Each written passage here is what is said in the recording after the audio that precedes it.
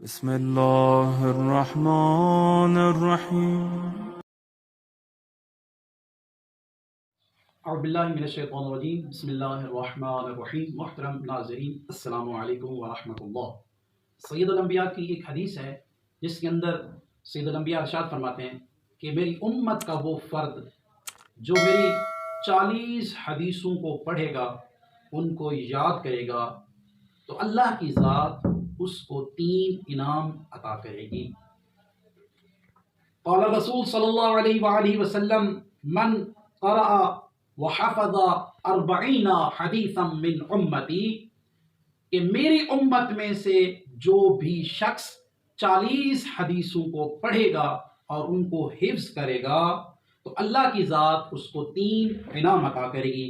پہلا انعام یہ عطا کرے گی، سماہ اللہ تعالی فی السماء ولیا، اللہ تعالی آسمانوں میں اس کو ولی بنائے گا.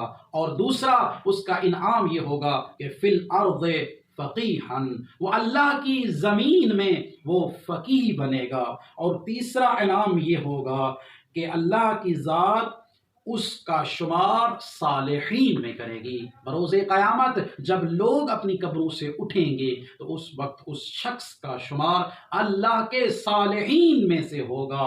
اور دنیا میں وہ جب بروز قیامت جب انسان اپنی قبروں سے اٹھیں گے تو اللہ اس کا شمار صالحین میں سے کرے گا، اور اس وقت لا خوف علیہم، اس کے اوپر کوئی خوف نہیں ہوگا، نہ ہی اس کے اوپر کوئی غم ہوگا. تو اللہ سے توفیق کرتے ہیں کہ پروردگار ہمیں یہ 40 حدیثیں پڑھنے اور ان کو یاد کرنے کی توفیق عطا فرمائے.